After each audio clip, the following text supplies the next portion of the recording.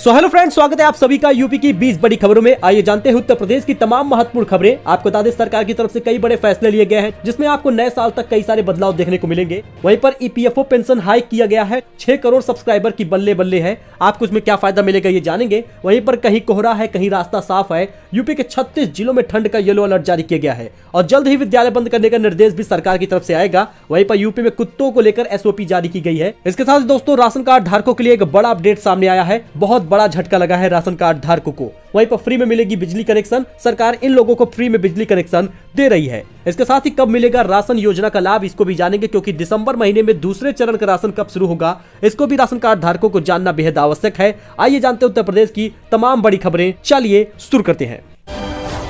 तो सबसे पहले बड़ी खबर जान लीजिए, क्योंकि ईपीएफओ पेंशन हाइक हुआ है। पीएफ के 6 करोड़ सब्सक्राइबर की बल्ले बल्ले है। अब बढ़कर इतने हजार मिलेगी पेंशन। जी दोस्तों, अगर आप भी नौकरी पेशा वाले व्यक्ति हैं और सैलरी के साथ आपका ईपीएफ कट जाता है तो यह खबर आपको खुश कर देगी। सैलरीड क्लास के ईपीएस के तहत मिलने वाले न्यूनतम मासिक पेंशन को लंबे समय से बढ़ाने की मांग चल रही है। अब इसी को लेकर नया अपडेट यह सामने आया है कि ईपीएस 95 राष्ट्रीय संघर्ष समिति ने न्यूनतम मासिक पेंशन को 1000 रुपए से बढ़ाकर 7500 रुपए करने के लिए लेबर मिनिस्ट्री को 15 दिन का नोटिस दिया है।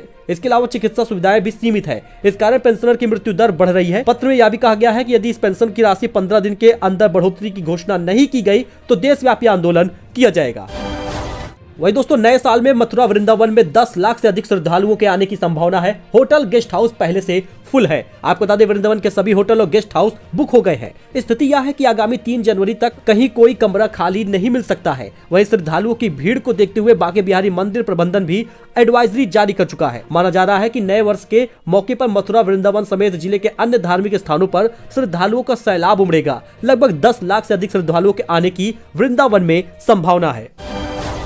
तो अगर आप एक राशन कार्ड धारक हैं तो इस खबर को जानकर थोड़ा सा आपको बुरा फील होगा, क्योंकि फ्री राशन लेने वालों के लिए सबसे बुरी खबर है। सुनकर माथा पकड़ लेंगे 80 करोड़ लोग, क्योंकि मोदी कैबिनेट की तरफ से 28 सितंबर से लेकर 31 दिसंबर तक के लिए बढ़ाने का फैसला किया गया था। लेकिन अब नए साल में सरकार ने कोई भी फैसला जारी नहीं किया है। आपको बता दें, अगर आप भी सरकार की तरफ से मुफ्त राशन योजना का फायदा उठा रहे हैं तो खबर आपको जानकर थोड़ा झटका लग सकता है, क्योंकि केंद्र सरकार की तरफ से अप्रैल 2020 से शुरू पीएम गरीब कल्याण अन्न योजना को आगे नहीं बढ़ाया जाएगा। आपको बता दें, पिछले दिनों नीति आयोग के सदस्य रमेश चंद ने प्रधानमंत्री गरीब कल्याण अन्न योजना को बंद करने की बात कही थी। उन्होंने कहा था सरकार को मुफ्त राशन योजना के लिए आवंटित अनाज को खुले बाजार में बेच देना चाहिए। उन्होंने मीडिया से कहा था कि आर्थिक गतिविधियां सामान्य होने पर पीएमजेकेवाई जैसी योजना को जारी रखने की कोई औचित्य नहीं है। घरेलू बाजार में गेहूं की कीमत में तेजी आ रही है। स्टॉक घटकर 19 मिलियन टन पर आ गया है। ऐसे में सरकार अब दिसंबर के बाद राशन योजना को बढ़ाने का फैसला टाल सकती है। यानी आने वाले समय में आपको अब एक बार ही राशन मिलेगा।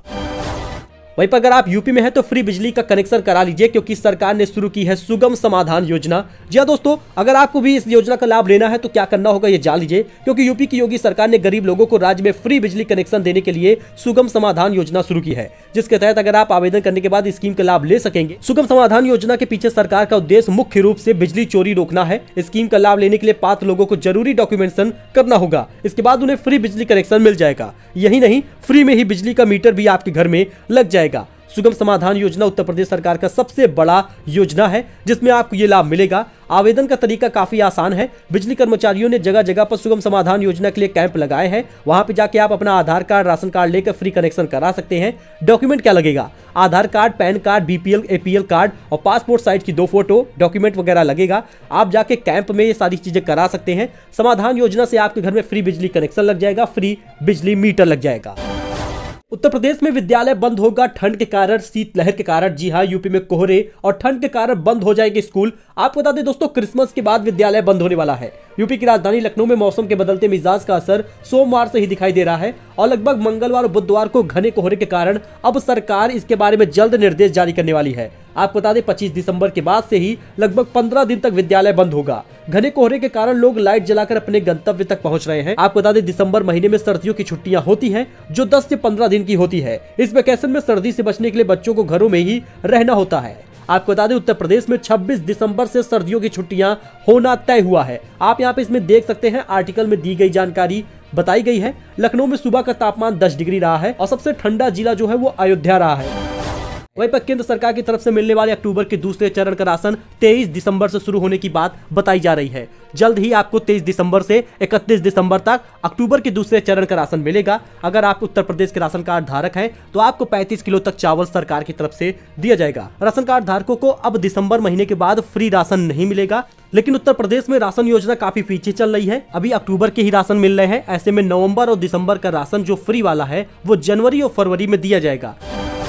वहीं यूपी सरकार ने मदरसों को लेकर एक बड़ा फैसला जारी किया है। मदरसों में अब शुक्रवार को नहीं होगी छुट्टी, साप्ताहिक अवकाश में हुआ है बदलाव। यूपी की मदरसों को लेकर बड़ा फैसला लिया गया है। मदरसों में अब शुक्रवार को छुट्टी नहीं होगी। सभी स्कूलों की तरह मदरसों में अब रविवार को ही छुट्टी होगी। सभी मदरसों को अब बच्चों का यूनिफॉर्म भी होगा। आपको बता दें अभी तक मदरसों में कोई यूनिफॉर्म नहीं होता था। इस वजह से उत्तर प्रदेश के सभी मदरसों के साप्ताहिक अवकाश में बदलाव करने का फैसला भी लिया गया है। अब यूपी में मदरसों में शुक्रवार को छुट्टी नहीं होगी।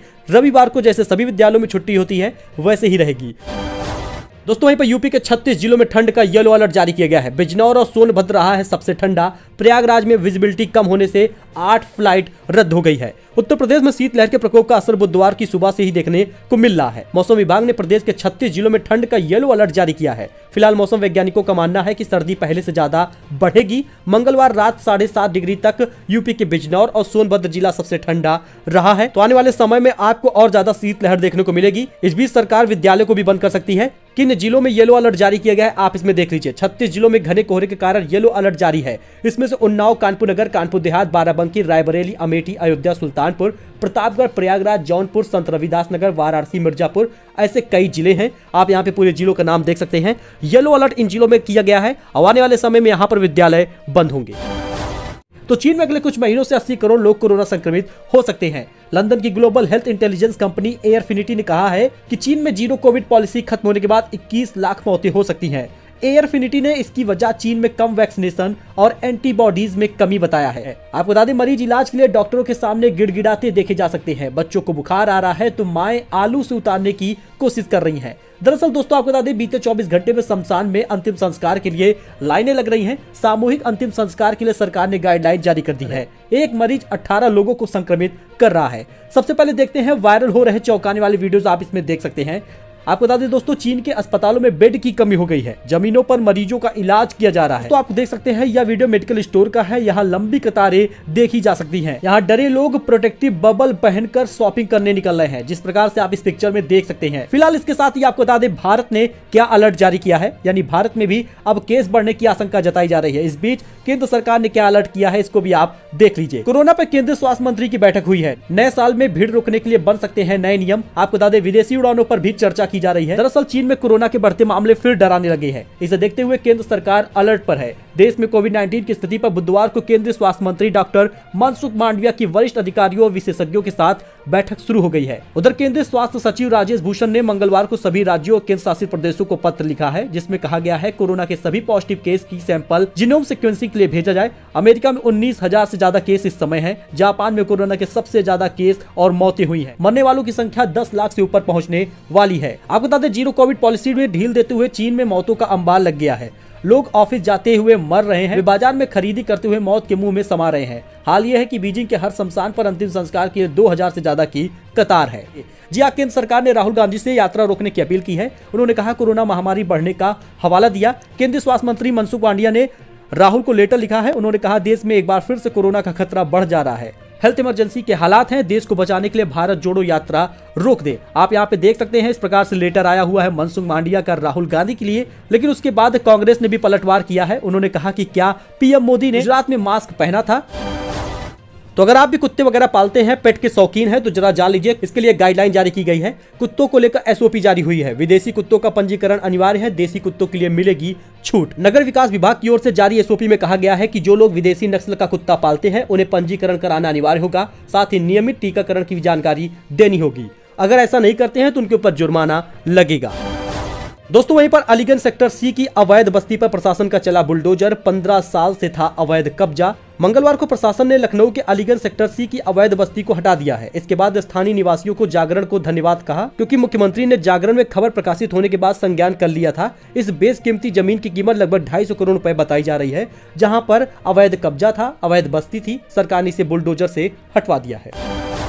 वहीं पर अगर आप लखनऊ में फ्लैट खरीदना चाहते हैं तो कहीं से भी खरीदिए। लखनऊ समेत 4 शहरों के फ्लैट। आपको बता दें, पहले आओ पहले पाओ योजना का शुभारंभ किया गया है। आवास आयुक्त ने कहा कि होम लोन के जरिए फ्लैट खरीदने वालों की किस्तों में भुगतान और अन्य विकल्प भी मिलेंगे। उन्होंने बताया कि हम सप्लाई और डिमांड को देखते हुए किसी भी आवंटी को एक से अधिक फ्लैट भी बेचेंगे। दरअसल उत्तर प्रदेश आवास विकास परिषद की विभिन्न योजनाओं के लखनऊ, आगरा, मेरठ और गाजियाबाद के फ्लैट कहीं से भी ऑनलाइन आप खरीद सकते हैं। आवास विकास के आयुक्त रणवीर प्रसाद ने मंगलवार जनता को सहूलियत के लिए पहले आओ पहले पाओ योजना का शुभारंभ किया है। वहीं दोस्तों, सुल्तानपुर में 14 घंटे ठप रही 50,000 आबादी की बिजली। जी हां, जरा इसको आप ध्यान समझिए, क्योंकि चांदा क्षेत्र के किंदीपुर और ढाकापुर उपकेंद्र बंद होने के मंगलवार को करीब 50,000 आबादी की बिजली आपूर्ति 14 घंटे ठप रही। पारेषण उपकेंद्र में आने वाली हाई टेंशन लाइन में मंगलवार भोर में करीब 4 बजे फॉल्ट हो गया। इसके बाद मरम्मत कार्य शुरू किया गया। देर शाम 6 बजे फॉल्ट को दुरुस्त करके आपूर्ति बहाल की जा सकी। वहीं अगर आप सुल्तानपुर में रहते हैं तो जरा इस बात को ध्यान समझ लें, क्योंकि उत्तर प्रदेश के सुल्तानपुर जिले में 4 रंग में दिखेंगे शहर में चलने वाले ई रिक्शे। जाम से निजात मिलने के लिए सरकार यानी परिवहन विभाग और यातायात पुलिस की ओर से ई रिक्शों को पेंट करने की योजना बनाई गई है। शहर के 4 प्रमुख मार्गों पर चलने वाले ई रिक्शे के लिए लाल, हरा, नीला और पीला रंग निर्धारित किया गया है। इस कारण इन्हें प्रमुख मार्गों के लिए तय किया गया है। देखिए, शहर में सिर्फ पेंट किए गए ई रिक्शे ही चलेंगे। यातायात उप निरीक्षक अनूप सिंह ने बताया कि शहर में संचालित सभी ई रिक्शों को पेंट किया जाएगा। जो ई रिक्शे पेंट नहीं है उनको नहीं चलने दिया जाएगा। देखिए, आपको बता दें, करौंदिया से बस स्टेशन तक चलने वाले ई रिक्शों का रंग पीला होगा। वहीं अमहट से बस स्टेशन पर चलने वाले ई रिक्शों का रंग लाल होगा। पयागीपुर से बस स्टेशन तक चलने वाले ई रिक्शे हरे रंग के होंगे। वहीं टेढ़ुई मोड़ से लेकर स्टेशन तक चलने वाले ई रिक्शे नीले रंग के होंगे।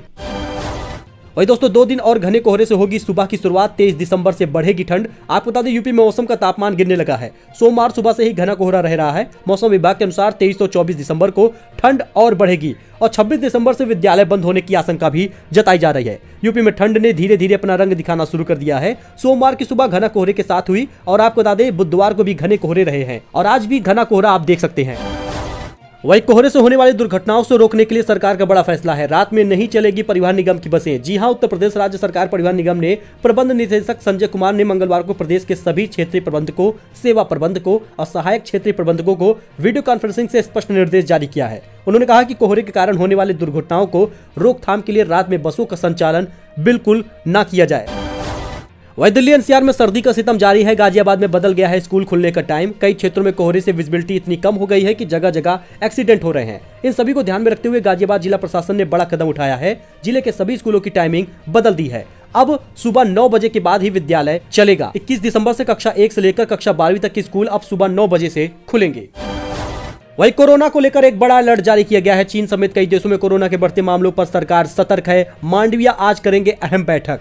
कोरोना से जुड़े आंकड़ों को देखते हुए पिछले हफ्ते संक्रमण के चलते देश भर में 12 मौतें हुई थी, लेकिन दोस्तों अब चीन में फिर से एक बार कोरोना की केस बढ़ने लगे हैं। एक बार फिर से कोहराम मच गया है। इस बीच देश में केंद्र सरकार ने भी सतर्कता बढ़ा दी है। केंद्रीय स्वास्थ्य मंत्री मनसुख मांडविया ने बुधवार को महामारी की स्थिति की समीक्षा करने को कहा है। तो जी हां, दुनिया में बढ़ रहा है कोरोना। केंद्र सरकार अलर्ट है। राज्यों से कहा है सभी पॉजिटिव केसों की जीनोम सीक्वेंसिंग कराई जाए। चीन में कोरोना की फिर से हालात बिगड़ गए हैं। इसे देखते हुए केंद्र सरकार अलर्ट मोड पर आ गई है। केंद्रीय स्वास्थ्य सचिव राजेश भूषण ने सभी राज्यों को पत्र भी लिखा है। आपको बता दें, बुधवार को देश में कोविड-19 की स्थिति के लिए ऑफिसर और एक्सपर्ट के साथ बैठक भी होगी। जापान, अमेरिका, कोरिया, ब्राजील में कोरोना के केस लगातार बढ़ रहे हैं। चीन में कोरोना प्रतिबंधों को ढील देने के बाद अचानक से तेजी आई है। कोरोना के केस लगातार बढ़ रहे हैं। मरीजों को बेड नहीं मिल रहे। शमशान में भी शवों की लाइन लग गई है। यहाँ पर पुलिस तैनात की गई है। तो ये कुछ अपडेट था जो आपके साथ शेयर किया गया है। आई होप आपको पसंद आया होगा। ऐसी जानकारी, ऐसे अपडेट के लिए दोस्तों हमारे साथ आप बने रहिए। चैनल को सब्सक्राइब करिए, जिससे हर एक अपडेट आपको मिलता रहे। फिलहाल के लिए इतना ही। धन्यवाद।